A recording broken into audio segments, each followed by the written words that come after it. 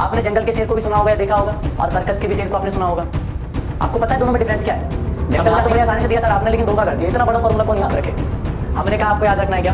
हमने बोला है कि आपको याद रखना है। अब आप डिसाइड कीजिए कि आपको वेल एजुकेटेड बनना है या वेल ट्रेन्ड बनना है। सूत्र आपको समझ में आ गया होगा बात मेरा, है ना? क्योंकि ए का नियामक दिया, बी का नियामक दिया, सी का नियामक कहाँ गया? ये तो धोखा वाला बात हो गया, है ना? मतलब आपने हमको बुला भी लिया घर पे और हमें बताया भी नहीं कि मेरा रूम कौन सा है या मेरा जगह कौन सा है। अपना अपना तो आपने पोजीशन ले लिया और मेरा पोजीशन कहाँ गया? हाय डियर स्टूडेंट, तो स्वागत है आपका आप ही के चैनल तपस्या विद विक्रांत पे।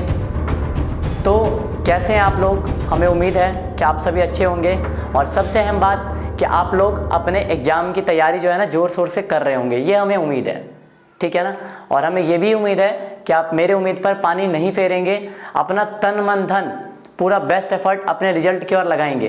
क्योंकि आप लोग को भी पता है कि अब आपके बोर्ड एग्जाम में बस 4 से 5 मंथ रह चुके हैं। अब तक आपने जो किया सो किया, कम ही मेहनत सही, लेकिन अब तो थोड़ा सा आप लोग सिंसियर हो जाइए। क्योंकि अगर आप चाहते हैं सूरज की तरह चमकना, तो आपको पहले सूरज की तरह जलना होगा। वो एक कहावत और सुनी होगी ना आपने कि सोना को जितना घिसा जाता है ना, वो उतना और चमकता है। वही बात है बच्चे, अब आपका जो ये समय बच चुका है 4 से 5 महीना, जितना अपने आप को आप घिस सकते हैं घिसिए, और उम्मीद है कि आप अच्छे चमकेंगे, ठीक है ना? अपना जो भी एफर्ट लगा रहे हैं अपने अपने एग्जाम पे लगाइए, और देखिएगा फिर आपका रिजल्ट क्या बेजोर आएगा, समझे कि नहीं? तो चलिए, आज का जो हमारा टॉपिक रहने वाला है वो एक नया टॉपिक है, विभाजन सूत्र। क्योंकि हमने पहले ही बताया कि हमने अपना दूरी सूत्र कंप्लीट कर लिया है। हमें इस कोऑर्डिनेट ज्योमेट्री में टोटल 3 टॉपिक पढ़ना है, दूरी सूत्र, विभाजन सूत्र और त्रिभुज का क्षेत्रफल। तो ये आपका सेकेंड टॉपिक है, विभाजन सूत्र। तो आइए हम लोग जितने ही शिद्दत से अपने दूरी सूत्र को खत्म किए हैं, उतने ही शिद्दत से हम लोग विभाजन सूत्र को भी खत्म करेंगे। ये मेरा काम है, ईमानदारी से खत्म करवा देना, ये मेरा काम है। लेकिन आपका काम क्या है वो तो आप करेंगे नहीं। आपका काम क्या है? आपका काम है इस चीज को रिवाइज करना, इस पर बेस्ड क्वेश्चंस बनाना, ठीक है? अब आपके पास 4-5 महीना रह चुका है, अब आप क्वेश्चन बैंक को बनाना स्टार्ट कर देंगे। आप जो भी टॉपिक आपने पढ़ लिया है, इस टॉपिक से रिलेटेड जो भी क्वेश्चन बैंक में मैथ का क्वेश्चन या किसी भी अदर सब्जेक्ट का क्वेश्चन दिया गया है, आप देखिए उसको, है ना? कि आपने जो अब तक पढ़ा है वो इतने सालों में जो पूछा गया क्वेश्चन है, मिल भी रहा है या नहीं मिल रहा है? और मिल रहा है तो इससे आपको बहुत बड़ी खुशी मिलेगी। आपको लगेगा कि नहीं, हाँ, हम जो पढ़ रहे हैं वो हमारे क्वेश्चन बैंक से ही रिलेटेड है, और कहाँ हो भी सकता है वो। चलिए, बिहार बोर्ड इतना मुश्किल भी नहीं है, समझे कि नहीं? हाँ, अगर आपने शिद्दत से पढ़ लिया तो बिहार बोर्ड वाकई में कुछ नहीं है। बिहार बोर्ड का एक एक क्वेश्चन आप हिला देंगे, ठीक है ना? हम रटने पर कम विश्वास रखते हैं, हम तथ्यों को समझने पर ज़्यादा विश्वास रखते हैं। रट करके आप कुछ नहीं कर पाएंगे, क्योंकि वेल ट्रेंड और वेल एजुकेशन में, वेल एजुकेटेड में बहुत बड़ा डिफरेंस होता है। आपने जंगल के शेर को भी सुना होगा या देखा होगा, और सर्कस के भी शेर को आपने सुना होगा। आपको पता है दोनों में डिफरेंस क्या है? जंगल का शेर जो होता है ना, वो वेल एजुकेटेड होता है, लेकिन जो सर्कस का शेर होता है वो वेल ट्रेंड होता है, उसे ट्रेंड किया गया होता है। अब आप समझ सकते हैं दोनों में क्या अंतर है, सो है ना? वो वेल एजुकेटेड वाला शेर है, वो कभी भी दहाड़ सकता है, इतनी उसमें एनर्जी होती है। और ये वेल ट्रेंड, इसको आप जैसे ऐसे कहेंगे वैसे वैसे करेगा। तो क्या आपको गुलाम बनना है क्या किसी का? तो इसलिए ट्रेंड मत बनिए, ठीक है ना? तथ्यों को रटने पर ध्यान मत दीजिए, तथ्यों को समझने पर ध्यान दीजिए, ठीक है? तो चलिए, आइए हम लोग समझते हैं अपना विभाजन सूत्र। अब आप डिसाइड कीजिए कि आपको वेल एजुकेटेड बनना है या वेल ट्रेंड बनना है। तो आ जाइए, हम वेल एजुकेटेड आपको बनाने के लिए तैयार हैं, क्योंकि हम आपको कोई बात रटवाएंगे ही नहीं, हर एक बात के पीछे अपना लॉजिक होगा, ठीक है ना? बिना लॉजिक का कुछ नहीं होता है। चलिए आइए, विभाजन सूत्र क्या है समझिएगा जरा। अच्छा, आपने कभी विभाजन का मतलब सुना है? बिल्कुल सुना होगा। आज़ादी से पहले भारत और पाकिस्तान तो एक ही था, लेकिन बाद में क्या हुआ? भारत का विभाजन हो गया, है कि नहीं? आपके पास जो जमीन होती है, जमीन भी बाद में क्या होती है? विभाजित हो जाती है कि नहीं हो जाती है? तो विभाजन का मतलब है बंटना। विभाजन का क्या मतलब है? बंटना। तो मान लीजिए, सपोज आपके पास ये एक लाइन है, ए और बी, 2 बिंदु मिला करके क्या बना रही है? एक लाइन बना रही है, ठीक है ना? ये ए है इस सिरे पर, और दूसरे सिरे पर कौन है? बी है।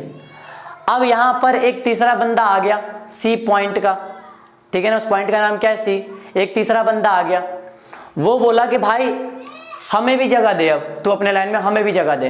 अब आप ही बताइए कि अगर सी इसमें आ जाएगा तो आपको नहीं लग रहा कि सी जो है इस ए बी को अब डिवाइड कर देगा, दो भाग में बांट देगा। भले ही ए को ज्यादा मिले बी को कम मिले, लेकिन सी ने बांटा तो देखिए बोलता क्या है विभाजन सूत्र, ये ए अगर कोई पॉइंट है तो इसका अपना एक एग्जैक्ट पोजीशन होगा x1 और y1।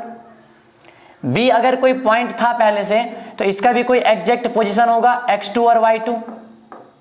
बताइए होगा या नहीं होगा। और सी ने क्या किया, ए बी को बांट दिया। बराबर नहीं है, हो सकता है ये वाला साइड बड़ा हो ये छोटा हो, या ये भी बड़ा हो सकता है यही छोटा हो सकता है, कुछ भी हो सकता है। तो चलिए हमने क्या किया, इस रेशियो को मान लिया कि सी जो है ए और बी को किस भाग में डिवाइड कर रही है। तो मान लेते हैं इसको ये m में बांट रही है और इसको n में बांट रही है। मतलब ये जो है m है और ये लंबाई कितना है n है, तो इसका जो रेशियो हो गया वो क्या हो गया, m/n। ठीक है ना, हम ऐसा कह सकते हैं कि सी जो है ए बी को किस रेशियो में बांट रही है, m/n में बांट रही है। ठीक है, तो अब आता है विभाजन सूत्र। और विभाजन सूत्र क्या बोलता है, ये देखिए सी को आप पकड़िए, आपको सी दिख रहा होगा। तो जैसे ए का अपना एक पॉइंट है, बहुत अच्छी बात, बी का अपना एक पॉइंट है, बहुत अच्छी बात, तो सी का भी तो अपना एक पॉइंट होना चाहिए कि नहीं होना चाहिए। कि सिर्फ बोल दे कि हाँ सी जाओ तुम अपना जमीन ले लो, आप उसको बताएंगे ना कि आपका जमीन कौन सा है, आप उसको लोकेशन बताएंगे ना, तब तो बेचारे को संतुष्टि होगा। तो इस सी का लोकेशन, इस सी का पॉइंट बताने के लिए जिस सूत्र का हम लोग उपयोग करते हैं उसी को बोलते हैं विभाजन सूत्र। ठीक है, एक रेखा को एक बिंदु जिस अनुपात में बांटती है उस बिंदु का नियामक जिस सूत्र के द्वारा निकाला जाता है उस सूत्र को हम क्या बोलते हैं, विभाजन सूत्र। हमें लग रहा है आप लोग को समझ में आ गया होगा बात मेरा, है ना, क्योंकि ए का नियामक दिया है, बी का नियामक दिया, सी का नियामक कहाँ गया, ये तो धोखा वाला बात हो गया, है ना। मतलब आपने हमको बुला भी लिया घर पे और हमें बताया भी नहीं कि मेरा रूम कौन सा है या मेरा जगह कौन सा है, अपना अपना तो आपने पोजीशन ले लिया और मेरा पोजीशन कहाँ गया, मेरा भी तो कुछ पोजीशन होगा ना। तो इस सी का पोजीशन हम कैसे निकालेंगे, विभाजन सूत्र के द्वारा। किसके द्वारा, विभाजन सूत्र के द्वारा। तो चलिए आइए हम लोग देखते हैं कि आखिर इस सी का हम पॉइंट कैसे निकालेंगे, सी का पॉइंट हम कैसे निकालेंगे। तो देखिए सी में हम लोग एक x को निकालना है और एक किसको निकालना है, y को, क्योंकि a का भी x और y नियामक है, b का भी x और y नियामक है, तो c का भी हमें x और y चाहिए ना। तो देखिए ध्यान से समझिएगा इस फॉर्मूले को, आपको याद नहीं करना पड़ेगा, ठीक है ना, कसम खा लीजिए, याद नहीं करना है आपको फॉर्मूला, हम याद करवाएंगे। देखिए कैसे याद करना है, ये देखिए इतना बड़ा फॉर्मूला है क्या, ये कद्दू बड़ा है, कुछ भी बड़ा नहीं है, ठीक है ना, कद्दुआ इतना बड़ा होता है, हमारे यहाँ छोटा भी होता है। लेकिन इसका फॉर्मूला देखिए, सबसे पहले हम x के लिए निकालेंगे, ठीक है, तो हमें ये x1 y1 है, ये x2 y2 है, ये हमें नहीं पता, ठीक है ना, ये हमें नहीं पता। तो लेट्स से मान लेते हैं कि ये हमारा x है और ये हमारा y है, और इसी x y का हमें क्या निकालना है, वैल्यू निकालना है। तो क्या करेंगे हम, ध्यान से देखिए, हमें x को निकालना है ना, x को निकालना है, तो हम इसके भी x को देखेंगे, इसके भी x को ही देखेंगे, ठीक है। तो आपको क्या करना है, पहले इस रेशियो को उठाना है m, और m का मल्टीप्लाई बगल वाले x से नहीं करना है, उस वाले x से करना है, ठीक है ना। तो ये हो जाएगा m into x2 plus m का इस x2 से किए, क्योंकि x का निकालना है, ध्यान से देखिएगा। फिर हम क्या करेंगे, इस n को उठाएंगे प्लस दे करके, और n का मल्टीप्लाई करेंगे किस वाले x से, इस वाले x से, x1, ठीक है। और देखिए डिवाइड में क्या आएगा, m प्लस n, और ये करके आपको इसका x का वैल्यू मालूम चल जाएगा। हमने क्या किया, c ने m और n के रेशियो में बांटा था ना, तो इस m को इस वाले x से किए mx2, और इस n को हमने इस x1 से किया nx1, और डिवाइड में क्या आया, m प्लस n, ठीक है, तो x का आ जाएगा। चलिए इसी प्रकार हम लोग क्या करेंगे, y का निकालेंगे। किसका निकालेंगे हम, y का। तो अब हमें x को नहीं देखना है, अब हमें किसको देखना है, y को, यहाँ पे कॉमा देते रहे। तो चलिए अब फिर से देखिए, अब m का इस y1 से नहीं करेंगे हम, y का निकालना है तो m का इस वाले y से करेंगे हम। तो क्या हो जाएगा बताइए, m इंटू y2 प्लस, अब इस n का करेंगे हम इस y1 से, n into y1 divided by m plus n, बस जैसे यहां पर ऐसे यहां पर। ये रहा आपका विभाजन सूत्र का फॉर्मूला, ठीक है ना। क्या है आपका ये विभाजन सूत्र का फॉर्मूला। अगर आपसे कोई पूछता है कि बताइए विभाजन सूत्र का फॉर्मूला क्या होगा, तो आप क्या कहेंगे, बोलिए क्या कहेंगे आप, बताइए हमें क्या कहेंगे आप, बताइए क्या कहेंगे। हम यही कहेंगे, क्या कहेंगे, हम ये कहेंगे कि C ने किस रेशियो में बांटा है, M और N के रेशियो में, ठीक है ना। और इन दोनों का अपना अपना पोजीशन है, ठीक है ना, इन दोनों का क्या है, अपना अपना पोजीशन है। तो M को गुना करना है इस x2 के साथ mx2, फिर N को गुना करना है x1 के साथ nx1, और बट्टा में क्या आएगा m प्लस n। समझ में आया, नहीं समझ में आया नहीं आया, बताइए हमें, है ना। समझ में, जो ना समझे उसकी समझ तो ना समझ है। अब समझ में आया, चलिए अच्छी बात है, ठीक है। ऐसे ही y का निकालेंगे हम, इस m का गुना करेंगे उस y2 से, और n का गुना करेंगे हम y1 से, और divided by m plus n, ठीक है। तो ये आपका विभाजन सूत्र। अब इसका यूज कैसे किया जाए, सूत्र तो सर हमको मालूम चल गया, आपने बड़ा लंबा चौड़ा सूत्र बता दिया ना, आपने धोखा कर दिया हमारे साथ, है ना। समझा तो बड़े आसानी से दिया सर आपने, लेकिन धोखा कर दिया। इतना बड़ा फॉर्मूला कौन याद रखे।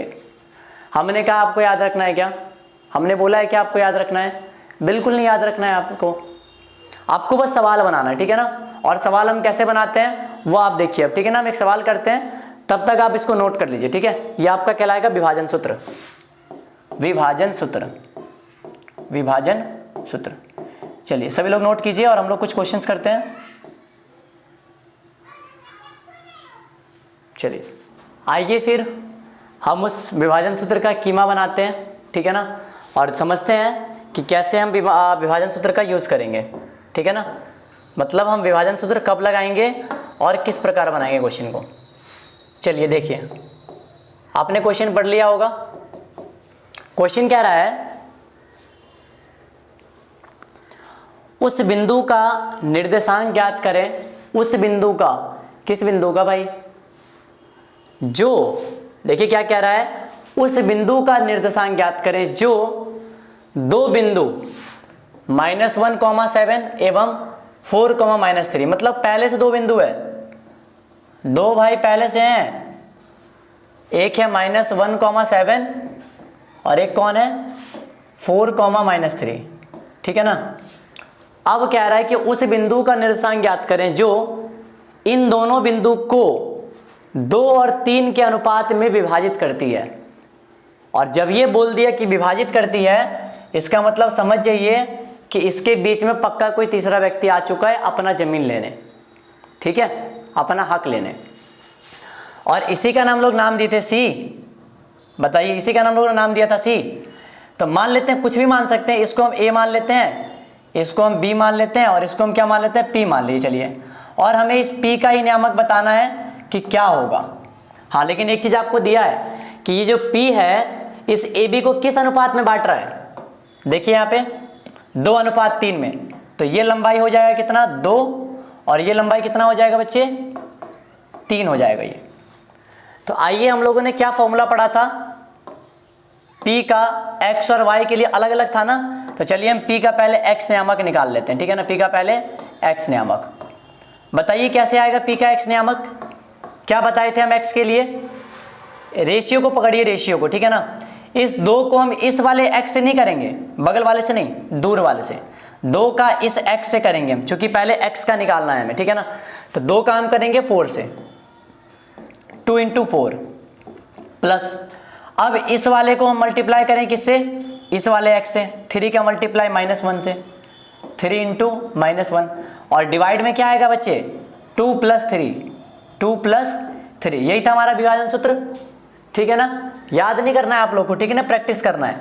चलिए कितना होगा ये बताइए, 2 × 4 = 8, और ये आएगा माइनस का 3 डिवाइडेड बाय 5, तो ये आ गया 5/5 यानी कि 1। कितना आ गया बच्चे, ये 1 आ गया। मतलब क्या कि इस P का x कितना आ गया, 1 आ गया। अब आपको बस क्या निकालना है, इसका y निकालना है। चलिए हम P का y नियामक निकाल लेते हैं। P का y नियामक कैसे आएगा बताइए। अब y निकालना है तो किसको देखेंगे हम, y को देखेंगे, पकड़ेंगे इसी दोनों को, ठीक है ना। तो चलिए 2 का मल्टीप्लाई इस वाले y के साथ नहीं करना है, ना ना ना ना, किसके साथ, इस वाले y के साथ करना है। तो 2 का मल्टीप्लाई कीजिए इस वाले y के साथ अब, ठीक है ना, माइनस का 3 प्लस 2 का कर लीजिए इसके साथ, अब 3 का कीजिए इस वाले के साथ, 3 इंटू 7, और डिवाइड में तो जुटेगा नहीं है, 2 प्लस 3, तो बताइए क्या आएगा हमारा आंसर, 3 2 जा माइनस का 6 और 7 3 जा 21 डिवाइडेड बाय 5, तो ये आ जाएगा 15/5, और इसको हम कट करेंगे तो कितना आएगा, ये 3 आएगा। तो आपको एक और नियामक मालूम चल गया, 3, तो आ गया ना आंसर हमारा। क्वेश्चन क्या कह रहा था कि उस बिंदु का निर्देशांक ज्ञात करें जो इस जमीन को इतना अनुपात में बांट रहा है, तो नहीं आ गया क्या, तो हम बोल सकते हैं कि अतः उस बिंदु